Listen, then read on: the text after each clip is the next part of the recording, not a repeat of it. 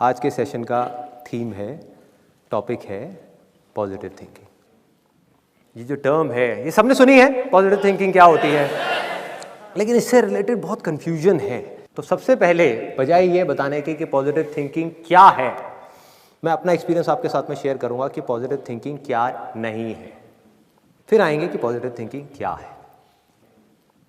Positive thinking का मतलब ये नहीं है कि जैसा मैं सोच रहा हूं और उस सोच के अकॉर्डिंग जो चीज मैं चाहता हूं बिल्कुल वैसा ही होगा, ये नहीं है पॉजिटिव थिंकिंग।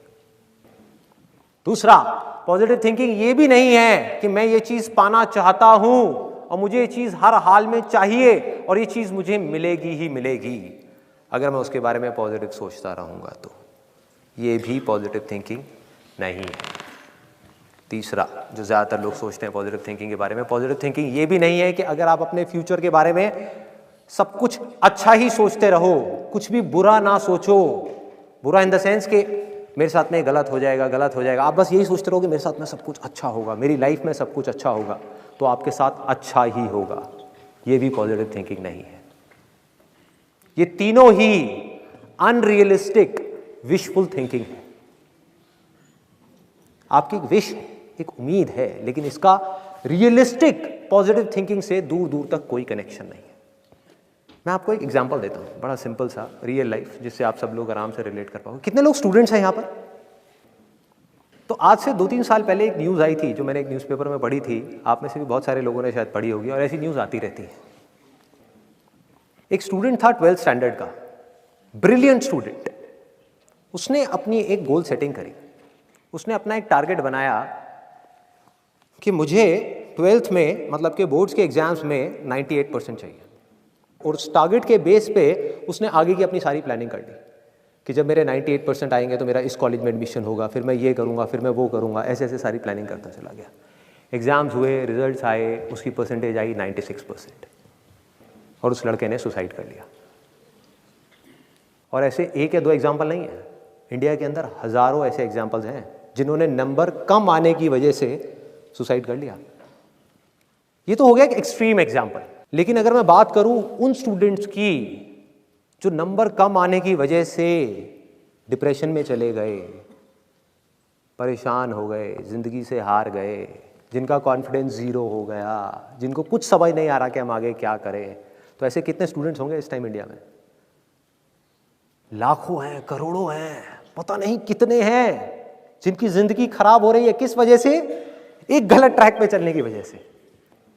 अगर मैं लाइफ का आपको एग्जांपल दूं, एजुकेशन से रिलेटेड जिसकी मैं बात कर रहा हूं, तो क्या होगा? आप इमेजिन करो, एक क्रिकेट का मैच चल रहा है, आप यहां पर बैटिंग कर रहे हो, आप स्टूडेंट हो, ठीक है, पीछे कोई विकेट्स नहीं है। ये लाइफ का गेम है, क्रिकेट का गेम नहीं है, क्रिकेट से रिलेटेड है, मैं आपको एग्जाम्पल दे रहा हूं, लेकिन ये जिंदगी है।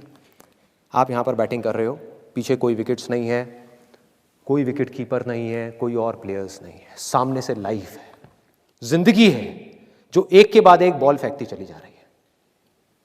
बॉल आ रही है, एक बॉल आई, आपने बैट घुमाया, वो बॉल छूट गई, पीछे निकल गई, पीछे निकल गई।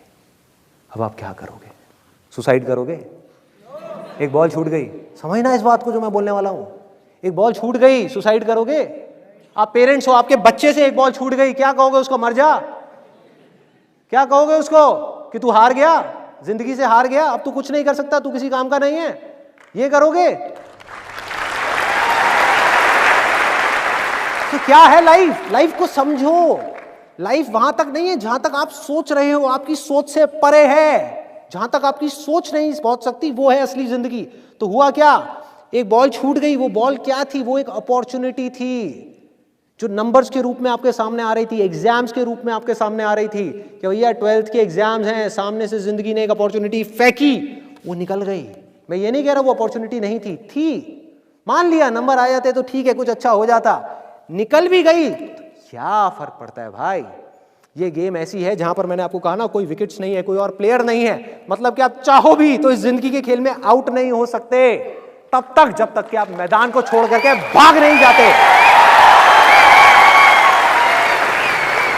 दुनिया की कोई ताकत आपको हरा नहीं सकती अगर आप पिच पे डटे रहो। लाइफ का सिर्फ एक काम है, वो एक के बाद एक बॉल फेंकती चली जाएगी। एक बॉल आई एग्जाम्स की, निकल गई, कोई बात नहीं, एक दूसरी बॉल आएगी, कोई और चीज की आएगी, फिर कुछ और आएगी। अरे हजारों बॉल्स आएंगी जिंदगी में। ये बॉल्स क्या हैं? अपॉर्चुनिटीज हैं। कोई छोटी अपॉर्चुनिटी है, कोई बड़ी अपॉर्चुनिटी है। जिसको आप बड़ा समझ रहे हो वो छोटी है, और जिसको छोटा समझ रहे हो कई बार वो बड़ी होती है। सामने से आई, एक बॉल आई, निकल गई, क्या फर्क पड़ता है? नंबर आ गए तो बढ़िया है, नहीं आए तो और बढ़िया है। बॉल मिस हो गई, कोई बात नहीं, तैयार रहो। बैठ करके रोना नहीं है, साइड में जा करके बैठना नहीं है कि मैं बर्बाद हो गया, मैं लुट गया। पिच पे डटे रहना है। एक बॉल निकल गई, कोई बात नहीं भाई, शॉट लग जाता तो बढ़िया था, नहीं लगा और बढ़िया है। कोई दूसरी बॉल आ रही है, देखो, खेलो, अपना ध्यान पिच के ऊपर रखो, लाइफ की तरफ रखो। दोबारा एक अपॉर्चुनिटी आ रही है, फिर आपने बैट घुमाया, फिर मिस हो गई, दूसरी बॉल मिस, दूसरी अपॉर्चुनिटी भी मिस। दुनिया की नजर में आप फेल हो रहे हो, लेकिन आप डटे हुए हो। आपको खेल समझ आ गया है जिंदगी का। आपको समझ आ गया है कि एक इवेंट में फेल होने की वजह से लाइफ में फेल नहीं होते हैं। एक इवेंट का एंड लाइफ का एंड नहीं है भाई। लाइफ के अंदर हजारों लाखों इवेंट्स आने वाले हैं, और एक एक करके बॉल आ रही है। तीसरी बॉल आई, बैट घुमाया, फिर मिस हो गई। चौथी बॉल आई, बैट घुमाया, फिर मिस हो गई। पांचवी बॉल आई, फिर बैट घुमाया, फिर मिस हो गई। छठी बॉल आई, आगे बढ़े, लिया छक्का। एक ही बॉल में उन 5 बॉल्स की कसर पूरी। सारा खेल पलट जाएगा एक दिन के अंदर अंदर। वो एक दिन, समझ गए? जिंदगी खेल है, ज्यादा सीरियसली मत लो।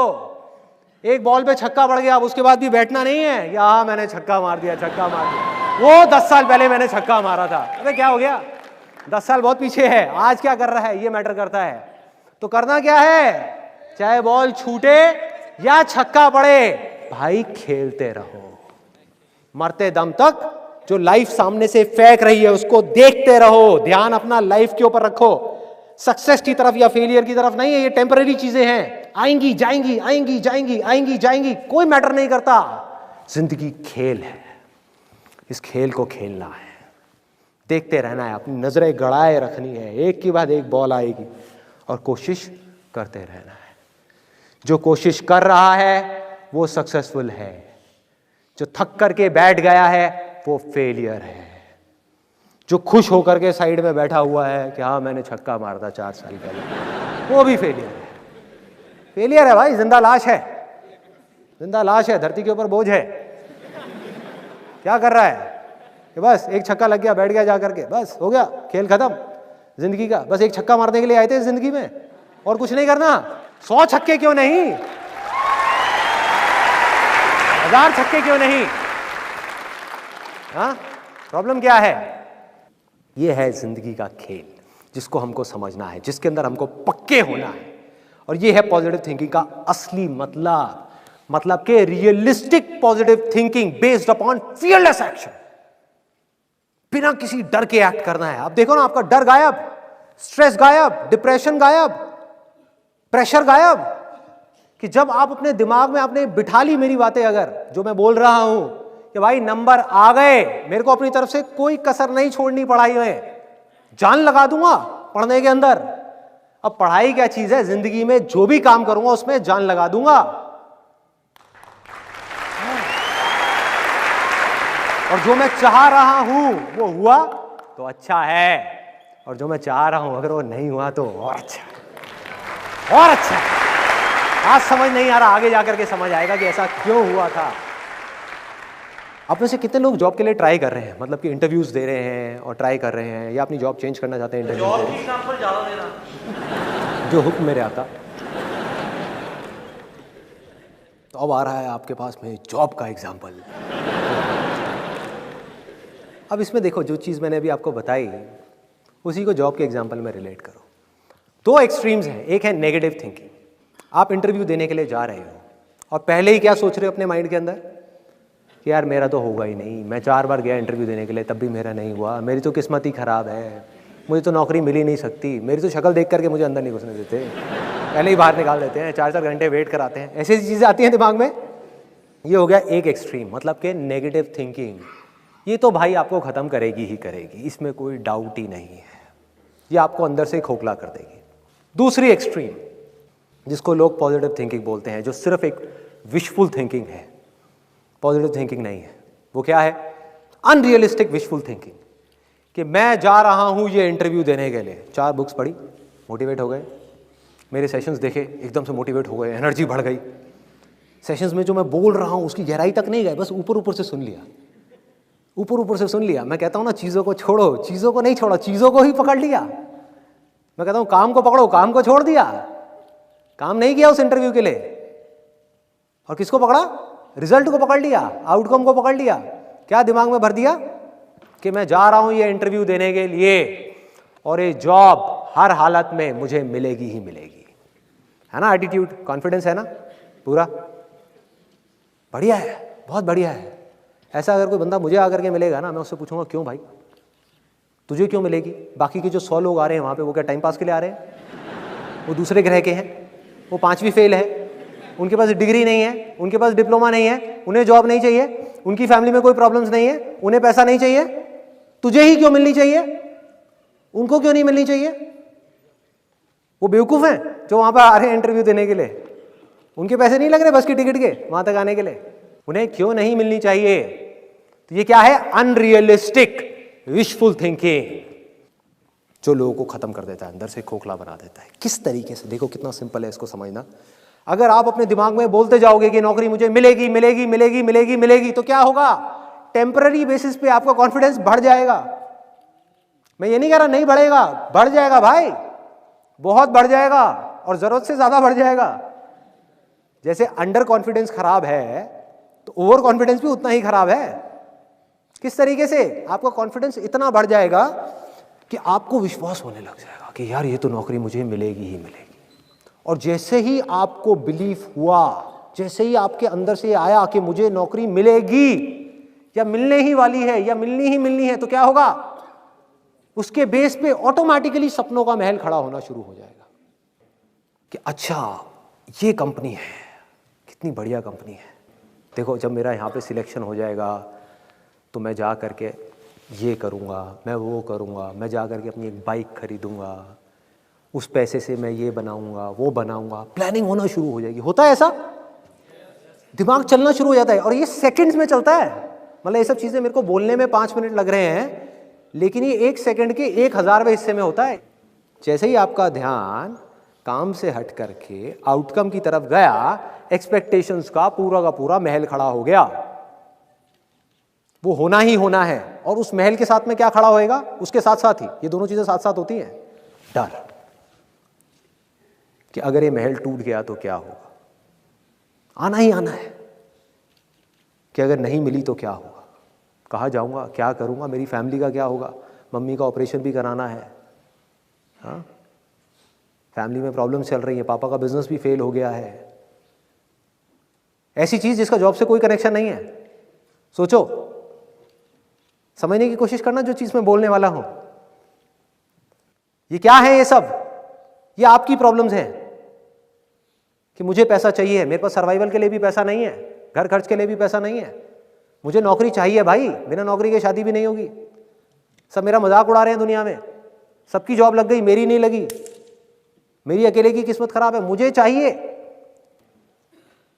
अब देखो रियलिटी में और इमेजिनेशन में कितना फर्क है।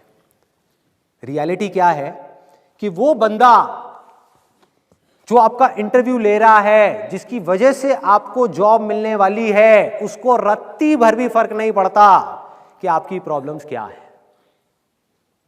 कि आप जियो या मरो, आपके पास में खाने के लिए पैसे है या नहीं है, उसको इससे बिल्कुल ही फर्क नहीं पड़ता। और पढ़ना भी नहीं चाहिए, क्योंकि वो भीख थोड़ी दे रहा है, नौकरी दे रहा है भाई।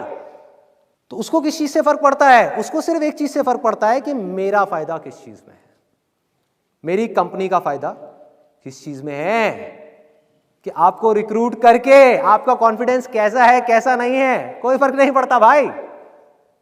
क्यों?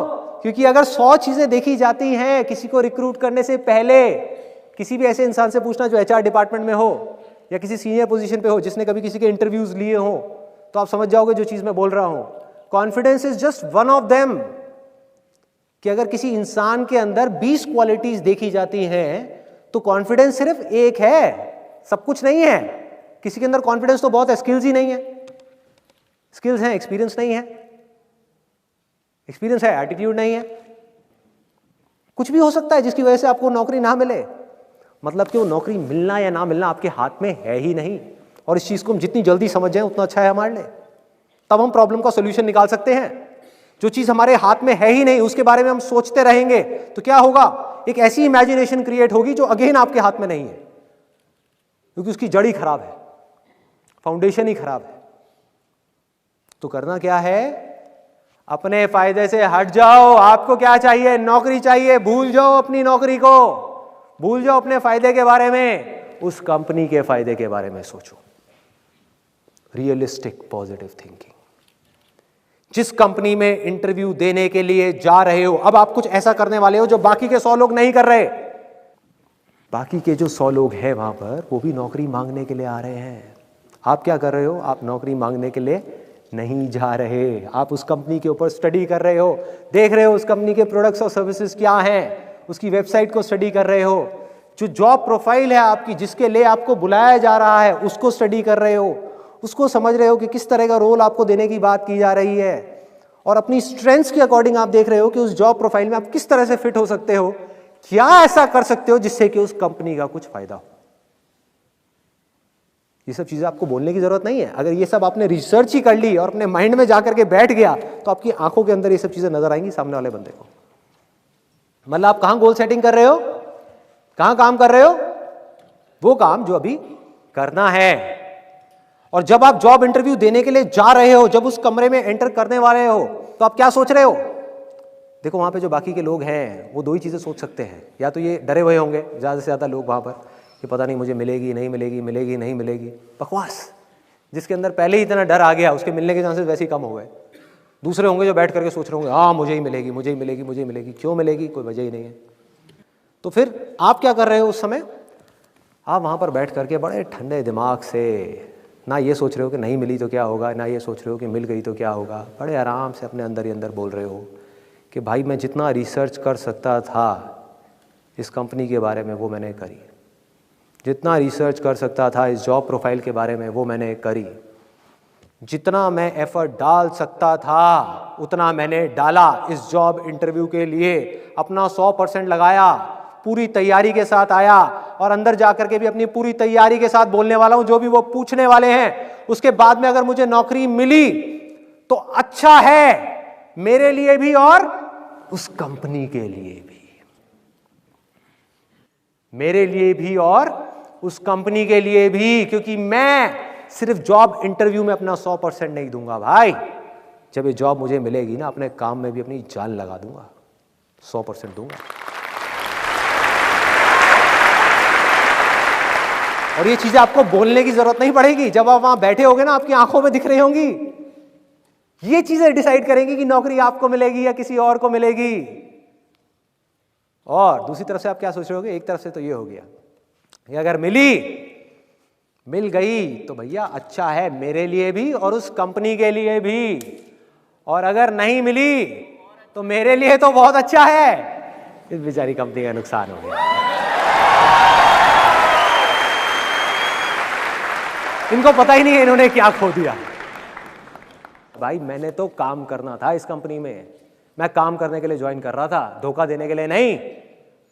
और जब ये ईमानदारी आपकी आंखों में दिखना शुरू हो गई तो आपको सिर्फ जॉब ही नहीं मिलेगी जो किसी को भी मिल सकती है, आपको सिर्फ जॉब ही नहीं मिलेगी, उस कंपनी में प्रमोशंस भी मिलती ही चली जाएगी। भाई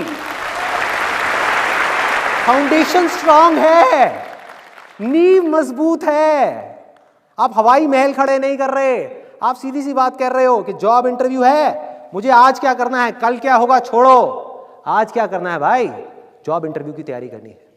इंटरव्यू दिया, नौकरी मिली, बहुत बढ़िया है, मिल गई। अब थोड़ी देर तक खुश होना है, जितनी देर तक मन कर रहा है, पार्टी करनी है कर ली, एंजॉय करना है कर लिया, लड्डू खिलाने हैं खिला दिए। अब क्या करना है, अब बैठना नहीं है कि नौकरी मिल गई अब तो बस लाइफ सेट हो गई, जैसा बहुत सारे लोगों का एटीट्यूड होता है।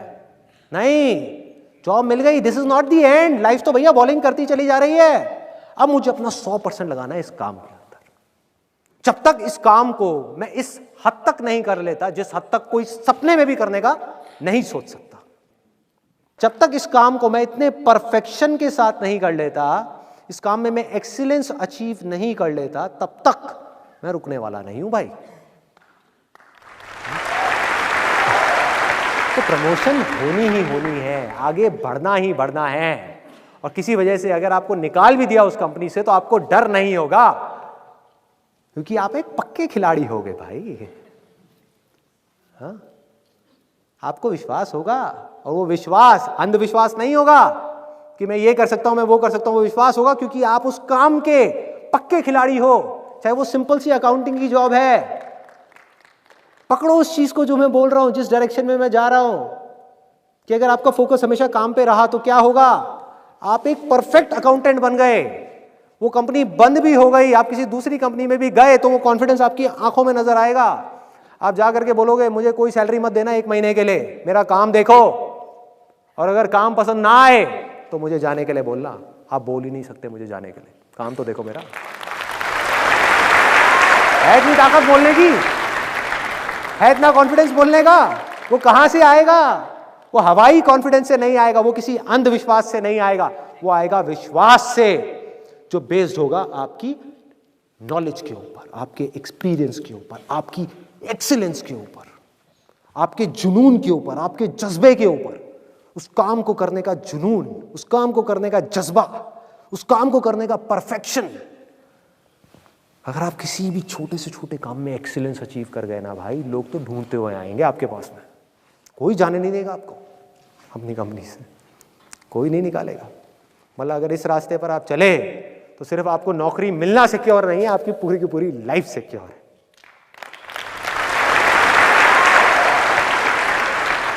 हो गया, जॉब का एग्जांपल काफी है, और दूं?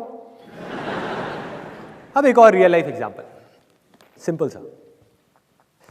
यहां पर आप में से कितने लोग हैं जिनका अभी एक सीरियस अफेयर चल रहा है, लड़के के साथ या लड़की के साथ, व्हाटएवर? बहुत सारे लोग अपने हाथ ऊपर नहीं कर रहे, स्पेशली वो जो अपने माँ बाप के साथ आए हुए हैं कि भाई आज ही पोल खुल जाएगी। तो अब देखो, इस केस में अगर पॉजिटिव थिंकिंग को अप्लाई करना हो तो वो क्या है? रिलेशनशिप्स में, क्योंकि भाई रिलेशनशिप्स तो सबको निभाना ही है ना। कोई जॉब करेगा, बिजनेस करेगा, रिलेशनशिप्स तो कहीं ना कहीं किसी ना किसी की बनेगी ना। तो रिलेशनशिप्स में पॉजिटिव थिंकिंग का मतलब क्या है? What is positive thinking? लोग इसका मतलब कुछ और समझते हैं, जबकि वो नहीं है, कुछ और है। लोग ये समझते हैं कि अगर मेरे साथ पिछले कुछ सालों में, जब से भी हमारा ये अफेयर चल रहा है, आप में से किसने हाथ ऊपर किया था? कब से चल रहा है आपका? 1 साल से चल रहा है। बहुत बढ़िया, भगवान बचाया आपको। शादी करने का प्लान है? बहुत बढ़िया। ये वीडियो दिखा देना अपनी वाइफ को या होने वाली वाइफ को, खुश हो जाएगी। इतनी पब्लिक के सामने, इतनी जनता के सामने आपने तो खुलासा कर दिया, प्यार करेंगे खुल्लम खुल्ला। बहुत बढ़िया। तो अब देखो कितना मज़ेदार है ये पॉइंट, कि इसमें हम पॉजिटिव थिंकिंग का मतलब ये समझते हैं कि 1 साल से मेरा अफेयर चल रहा है उस इंसान के साथ में, और हमारा रिलेशन तो बहुत ही बढ़िया है। जब कम टाइम के लिए अफेयर चलता है ना, तो सबको ये गलतफहमी हो जाती है, ज़्यादातर लोगों को। और ये सारी बातें भी मैं अपने एक्सपीरियंस के बेस पे बोल रहा हूँ।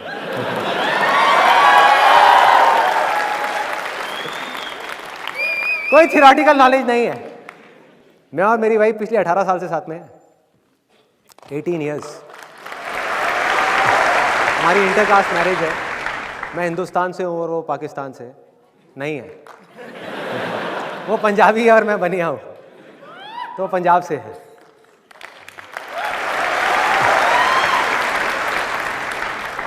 तो मैं जो भी कुछ बोल रहा हूँ वो अपने एक्सपीरियंस के बेस पे बोल रहा हूँ कि रिलेशनशिप्स में पॉजिटिव थिंकिंग का मतलब क्या, रिलेशनशिप्स को स्ट्रांग करना है तो क्या। कोई 4 दिन की वर्कशॉप नहीं, कोई 20 किताबें नहीं, सिर्फ एक वर्ड में, एक्सपेक्टेशंस को 0 कर दो। या अगर एक्सपेक्टेशंस हो तो रियलिस्टिक हो, अनरियलिस्टिक ना हो। जैसे आपने बहुत लोगों को कहते हुए सुना होगा, स्पेशली बिजनेसमैन वगैरह जो लोग होते हैं, एंटरप्रेन्योर्स होते हैं, वो लोग बोल रहे होते हैं कि यार इस आदमी के बस का कुछ है ही नहीं, मुझे पहले ही पता था ये काम को नहीं कर पाएगा, बेवकूफ करेगा। सुना है ये डायलॉग? सुना है, बहुत बार सुना है। ध्यान से देखो इन दोनों में से बेवकूफ कौन है। कि भाई साहब जब आपको पता था कि वो आदमी उस काम को नहीं कर पाएगा तो आपने दिया क्यों?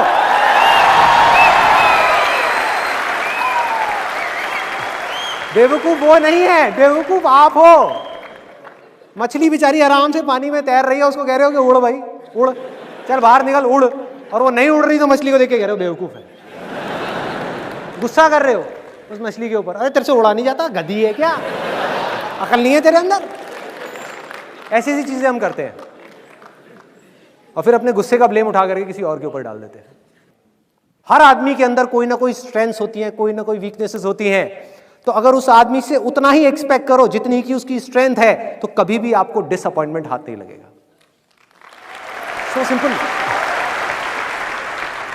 आप में से मैं एक सिंपल सा क्वेश्चन पूछूंगा कि आप में से कोई एक ऐसा इंसान है जिसने आज तक अपनी खुद की सारी एक्सपेक्टेशंस पूरी करी हो? एक भी नहीं है। तो दूसरों से आप ये कैसे एक्सपेक्ट कर सकते हो भाई कि वो आपकी सारी एक्सपेक्टेशंस पूरी करेंगे? हम अनरियलिस्टिक एक्सपेक्टेशन सेट कर देते हैं। पॉजिटिव थिंकिंग का मतलब ही गलत निकालते हैं। मतलब ये निकालते हैं कि अगर हमारा रिलेशन पिछले 1 साल से या 2 साल से अच्छा चल रहा है, हमारे बीच में कोई प्रॉब्लम्स नहीं आई हैं, तो फ्यूचर के बारे में भी अगर हम अच्छा ही सोचेंगे तो हमारे साथ सब कुछ अच्छा ही होगा शादी के बाद भी। लोग ये मतलब निकालते हैं पॉजिटिव थिंकिंग का। ये बड़ी खतरनाक थिंकिंग है, अनरियलिस्टिक विशफुल थिंकिंग, कि अभी पिछले 1 साल में या 2 साल में कोई प्रॉब्लम्स नहीं आई हमारे बीच में तो आगे भी नहीं आएगी। हमारा रिलेशन तो बहुत बढ़िया है। ऐसे लोगों के साथ पता है क्या होता है? वो लड़का और लड़की खुद ही अपने माइंड में अपने अपने सपनों के महल खड़े कर लेते हैं। होता है ऐसा कि ये जो लड़का है ये तो इतना अच्छा है, आने वाले टाइम में मेरा इतना ध्यान रखेगा, ये औरों के जैसा नहीं है, ये मेरी सारी एक्सपेक्टेशंस को पूरी करेगा। तो ये है अनरियलिस्टिक विशफुल थिंकिंग, कि अगर मैं सोच रहा हूं सब कुछ अच्छा होगा तो अच्छा ही होगा, जबकि ये ऐसा नहीं है भाई। रियलिस्टिक पॉजिटिव थिंकिंग क्या कहती है कि आज तक अगर हमारी लाइफ में कोई प्रॉब्लम्स नहीं आई तो कोई बात नहीं भैया, अभी तक शादी नहीं हुई थी इसलिए नहीं आई, लेकिन ऐसा नहीं है कि फ्यूचर में नहीं आएगी, आएंगी। एक नहीं आएगी, 1000 आएगी, और हर रोज आएगी, रोज एक नई प्रॉब्लम आएगी। लेकिन हमें क्या करना है, हम दोनों को मिल करके, कि हमारा ध्यान कभी भी उन प्रॉब्लम्स की तरफ नहीं होगा, उन प्रॉब्लम्स के सॉल्यूशंस की तरफ होगा।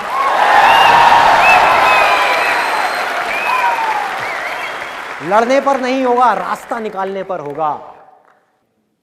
ये एक सिंपल से कुछ मैंने आपको एग्जांपल्स दिए। अब जो भी मैंने कुछ कहा आज के पूरे सेशन में, अगर उसको सम अप करना हो तो वो क्या है?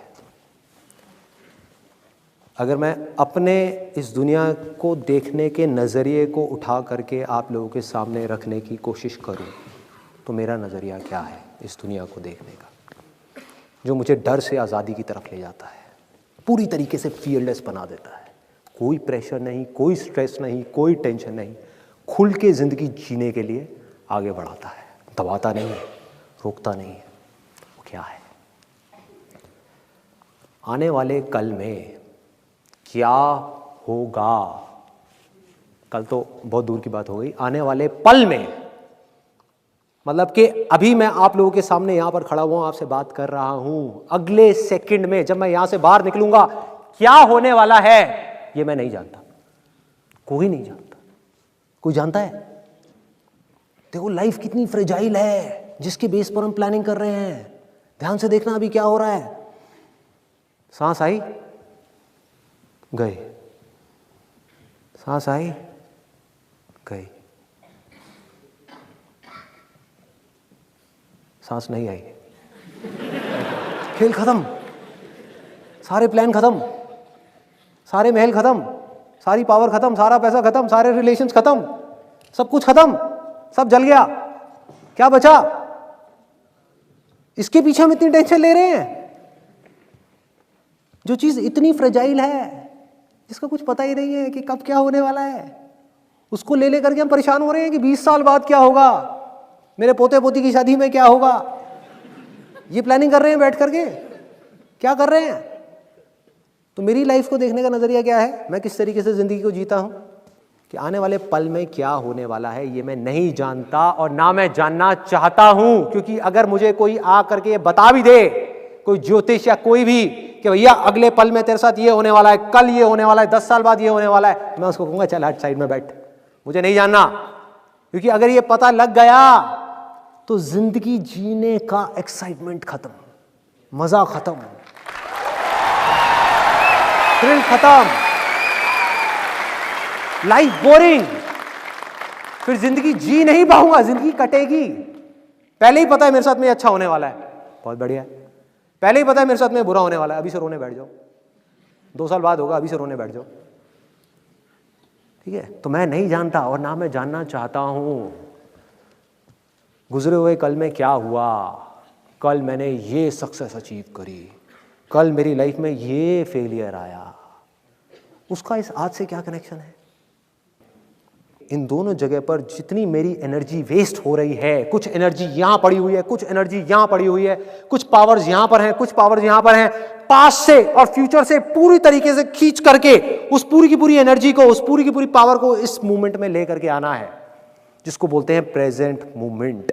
और इस मूवमेंट के अंदर जो काम भी मैं कर रहा हूं, चाहे वो छोटे से छोटा हो या बड़े से बड़ा हो, उस काम में अपना 100% लगा देना है।